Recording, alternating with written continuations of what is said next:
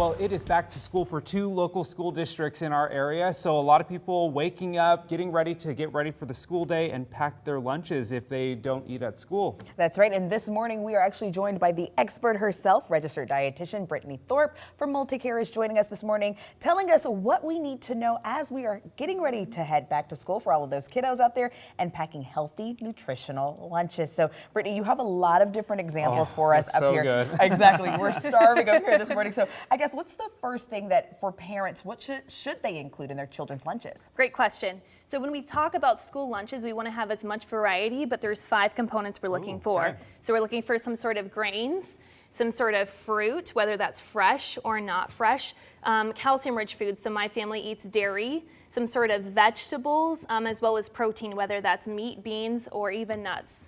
You know, I think also sometimes it can be kind of intimidating thinking about what to pack in the lunch, you know, and making sure that your student has what they need. What advice would you give to parents on maybe if they're a first-time parent? What advice would you have? I know you kind of broke it down, but it doesn't have to be complicated. No, it doesn't. No, not by all means. So I think sticking with things that you know your kids love and how can we balance that meal out. So if certainly there's no peanut butter and jelly here, but if my child really wanted a peanut butter and jelly, great, let's balance that meal out a little bit more. Can I add some fresh fruit? Can I add some yogurt parfait on the side? That meal itself is going to be better balanced because a meal eaten is better than not eating a meal at all.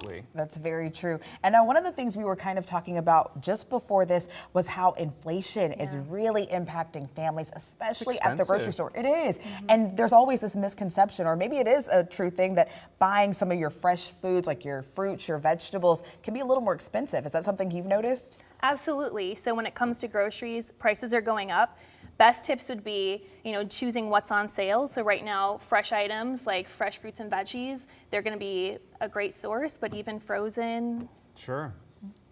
Canned. Absolutely. Those are great options. These were delicious. I love those. Yeah. Now, these are for students that maybe are getting their lunch packed at home, but let's talk about the students that do eat a lunch in the school cafeteria or breakfast. We know that it's improved a lot over the years, maybe since we were in school, although I really did like pizza bagels. That was my favorite. Bosco sticks. Tell us, you know, you can have those conversations with your kiddos about, you know, what should you reach for at the school cafeteria, because you do have options. So talk about some of the great options within the schools. Yeah, well, I think one thing is that I've heard that Spokane area public schools have free breakfast and lunch now for all students. Yes. So hands down, I would get that menu out and I would pick out those items with my child. If there's things that, and those meals are balanced by the USDA, so they have strict guidelines for what they have to include. Choose those meals, and then any sort of dishes that they don't want on that school lunch menu, pack it. If it's an option for you, pack those other days' meals at home. That's good advice. Saves money and time. Absolutely. We like saving money and time.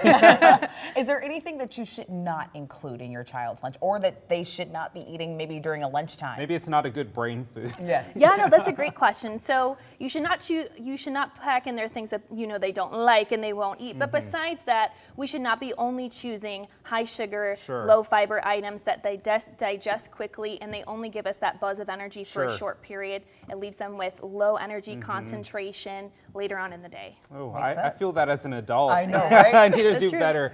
Well, you can reach out to Brittany through MultiCare. She has some really great advice and she makes really great food. I think we need a contractor to make our lunches. I know, right? Look how amazing these things look. These look fantastic. Well, Brittany, thanks so much for joining us this morning. If you missed this segment, you can rewatch it on our YouTube page.